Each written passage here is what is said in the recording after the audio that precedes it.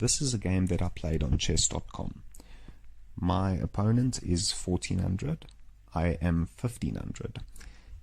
In this game, I lose my queen to a stupid tactic. Am I just going to give up? You best believe I'm not. Let's check it out. Okay, this is about to get crazy. Let's get into it. So we are going to go ahead and play d4 because I just played the London.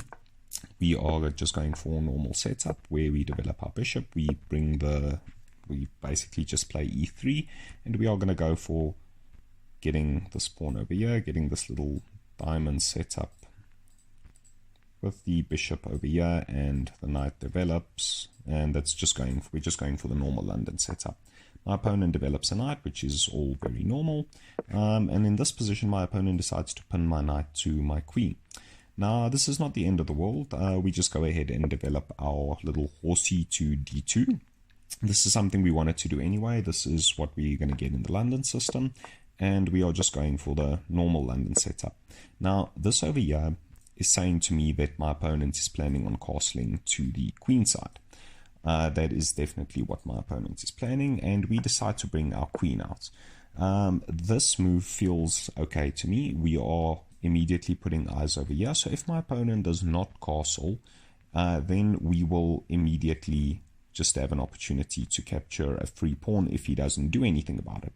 If he does decide to castle, our queen has already got a scope on the square over here, and we might have an attack on the king in the very near future.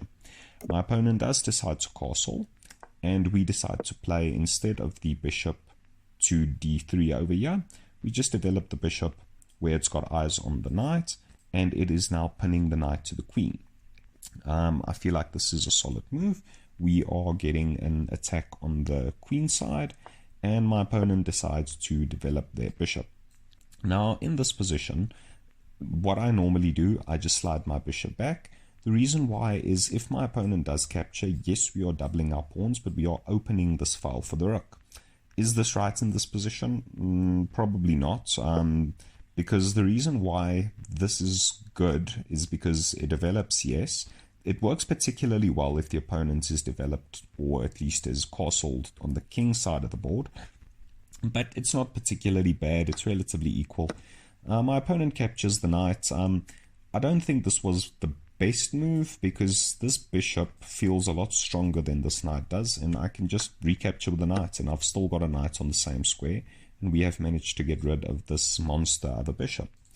Now my opponent does decide to develop their knight. Over here we decide that we are going to capture the bishop. I just don't see why I want to trade off the bishop over here right now for the knight. Bishop's not really doing much. I feel like this bishop is doing a little bit better. It's a better piece than what my bishop was, so we decide to go ahead and just capture it. My opponent decides to capture with the knight. Now this is not particularly great. If he captured with a queen in this position, he would unpin himself. Now capturing with the knight allows me to put pressure on the pinned piece. Now we have a lot of pressure here. We have PP on the PP, and this is not looking particularly great for my opponent, right? He decides to play one square back, because if he doesn't, we are just going to capture with the knight, and we are going to capture this knight. Now the reason why I do this, this is going to force my opponent to take back with a pawn. He can't take with a queen because he's just going to promptly lose a queen, right? He has to take with a pawn, and this is looking very bad. This sets up over here. The king is looking very exposed, and we go ahead and go for the check. My opponent only has this move. I suppose he could play the knight, but that's just going to lose a knight, and the queen is obviously covering all these squares over here. We go ahead and castle. I think this is relatively safe. My opponent doesn't really have too many developed pieces. His king is stuck in the middle of the board, and he decides to bring out his knight. We go ahead and slide the queen back one square for reasons I honestly can't tell you. And we are pushing the pawn. Now we are going for, we want to open the center of the board. The king is stuck in the middle. If we can get these pawns off the board, the rooks are going to come into the game, and this is going to be a slaughter. My opponent decides to develop their queen. Now, I know the engine says this isn't great, but I think this is okay. He's starting an attack of his own, and we decide to just go ahead and proceed with opening up the center. We check again. My opponent just slides the king over, and we capture the free pawn because it's there. We're going to take the juice, all right? And we take it with tempo because now we have a check on the king. My opponent decides to bring the king forward. Now, the reason why, he obviously can't move the king back because the bishop has eyes over here. And if he does this, that just promptly loses a rook. He would then have to play the king forward, and we would capture the other rook as well. So he has to bring the king forward. We go ahead and get another check, and he just slides his king back. Now we want to get our rooks involved in the game. My opponent is looking, the position on my opponent's side is looking very bad. My opponent decides to bring the knight forward. And in hindsight, this probably should have some alarm bells went off, but yeah, I didn't. Now obviously my rook is hanging, but we have a check, so he needs to address that first before he can capture my rook. He does slide back, and we just go ahead and bring our other rook into the game. Now, yeah, you'll see that the evaluation just dropped completely, and the reason why, the illusion, or it is an illusion. The defense of this square is an illusion, because my opponent is pinning my pawn over here to my king, and my opponent obviously had this plan from the beginning. I suppose that's why he put his knight there, and he just goes ahead and forks my queen and my king. Yeah, that's probably something that I should have seen. I did not see it. Anyway, we have to move out of the check, and we are now just down a queen for a knight. In this position, can I resign? Sure, it is resignable. I just lost my queen for a knight. But you know what? We're not going to resign. Because if he wants to beat me, he needs to beat me. I'm not just going to give it to him. Am I losing? Without a doubt. But the only good thing for me in this position is my pieces feel a little bit more active than my opponent's pieces. This rook over here is completely stuck. This rook does have a little bit of mobility, but I feel like I've got a little bit more activity than my opponent's. He decides to bring the queen forward one square. I don't know what that move does. We take the free pawn because, I mean, we are down a ton of material. I suppose taking a free pawn can't be bad. He decides to push his pawn to h6, which once again, I'm not exactly sure what that does. We bring in our rook. Now, I'm not just going to wait to get slaughtered. I need to do something, and I need to do it now. Otherwise, my opponent is going to eventually be able to consolidate. He's going to be able to get all his pieces out, and then I'm just going to lose because he's going to trade everything off. I need to do something, and I need to do it right now. So the rooks on the 7th rank, that's always a good thing. Rooks on the 7th and the 2nd rank, they're monsters. So my opponent just decides to step out of this possible check over here. We go ahead and bring our bishop back. Now, the reason why I am dropping my bishop back over here, it doesn't feel like my bishop really has too many things that it can do on this diagonal over here. I suppose we can drop back here, but that doesn't do anything because this pawn is defended twice. So I feel like the bishop over here in the future could possibly have ideas of coming here, and it might be able to get in over here at some point. My opponent decides to play his king, and this is very bad. Now, it's bad if you play one particular move, which I did not see in the game, right? So the idea is that you play the pawn over here and it traps the queen. Now, I'll play it just so you can see what it would look like. If we play this move, you'd say the queen is not trapped. It can just move over here. And you're right, the queen can move over there, but the thing is, now you've got this stunning move where you actually sacrifice the bishop. So if the opponent takes the bishop, then this is just checkmate. The rook comes down, it's defended, the king has no legal moves, so the opponent is going to lose the queen or the game. I did not see this in the game, obviously. So anyway, that doesn't happen. Anyway, so this is the position that we've got. We go ahead and play this move over here. Now, I know this is obviously just bad, but I think it's quite creative. It's working on the same idea that if the queen does capture, we've just got this move, which is checkmate. So I thought it was quite creative. My opponent obviously sees that, and he just decides to defend the pawn that is being attacked and will lead to checkmate. Anyway, so in this position, we go ahead, we bring our bishop in, we are threatening the pawn, we are threatening the rook, and we are trying to create a bit of counterplay. I'm just trying to do anything I can here to try and get something going. My opponent hangs the rook and the pawn. His idea is obviously going to be to come down and capture this pawn over here.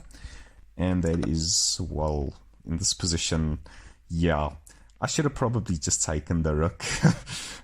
This is not good. I am thinking that I can probably create a passed pawn. Maybe this can come through. I can create some counterplay. But it was just bad. I should have just taken the rook, right? Anyway, so he does come down. He does capture the pawn. And I decide to, once again, not capture the rook and go for taking this pawn, attacking the king, and this is obviously a check on the king. Yeah, this is just bad. I should have just taken the rook. Anyway, this is what we have now. This is what we're working with. The king slides back and is now completely safe. Both rooks are going to be able to get into the game, and this is looking terrible. This is looking like a really bad position for me, but we play on regardless. This move doesn't really do much because the queen is not trapped. The queen can just come out over here, but I'm losing. I'm starting to lose my mind in the game as well. He goes ahead and he just captures the free pawn. So we go ahead and put some pressure on the queen, but the queen is just going to move out of that and just takes another free pawn, right? So we bring our bishop back out again, once again putting some pressure over here and re-threatening the rook over here.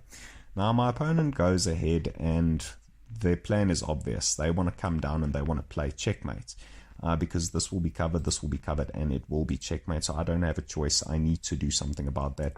I move my king over, giving it some breathing room to at least have an escape square. My opponent pushes a pawn, which then afterwards I do finally decide to capture the rook. I should have done this earlier, but at least I've done it now. We managed to get the rook for the bishop, but this is still terrible. I'm completely losing. I decide to just go ahead and capture the pawn because the last thing I need right now is for this pawn to promote into another queen. He captures the pawn right back, and the only thing that I'm thinking in my mind I have right now is a passed pawn, right? So I'm going to try and push it. I'm going to try and get another pawn. My opponent brings the king one square forward. I'm not exactly sure what this move does. I'm just going to keep pushing the pawn. And my opponent decides to push a pawn of his own. We go ahead with our plan to just push the pawn up the board, and he is bringing his king into the game. Now, I don't think this is bad. It's an endgame. Getting the king involved is not terrible. That's kind of what you have to do in an endgame. We are just proceeding with our plan of pushing this pawn, and now it obviously has to be addressed because the rook has to come over to defend this. This pawn right now is a big threat to my opponent. The rook is now kind of locked out of the game because it's got to stay defending this pawn. If this pawn does get to promote, I'm going to be up a rook. So this is looking, it's still bad. I'm still losing, but there might be something here, right? We might have something that might happen. So let's see what happens. My opponent decides to push another pawn. We go ahead and check. He brings a pawn forward, and we need to slide right back. Now, the thing is, yes, my opponent's rook is stuck over here, but my rooks are also stuck on this rank. Because if one of these rooks move, let's say something like this, for instance, well, it's obviously my opponent's move, but let's just go back here. So let's say if I play something else, let's just move the rook over here, for instance. Now the problem is he can capture, and if I capture back, I am just losing my rook and a pawn for a rook. So this is bad. This is not going to work. Anyway, so what happens after he pushes? We have to slide back, and we have to keep defending our pawn over there. My opponent brings the king forward. We go ahead and attack the queen, which is not particularly great, but I mean, I don't really have anything else, so I'm just trying to do something here. He gets a check over here. Now, I'm thinking in this position that something might happen here, because my opponent has no forward mobility over here. He's only got these squares that his king can move to. And I'm thinking to myself that there's got to be something here. I might be able to have something going, and there is. We go ahead and play this move, and what I just said about if this rook moves, then this pawn is capturable. It is now capturable. He can take it. The issue that my opponent has, these squares are now covered. These squares are covered. His king can only legally move to the square over here, and we are setting a trap. He can take this pawn, but this pawn is poisoned, and you'll see why in a moment. He does capture the pawn, and we go ahead and check the king. My opponent resigns in this position because the only legal move he's got is this, after which we will capture, and we actually manage to win this game.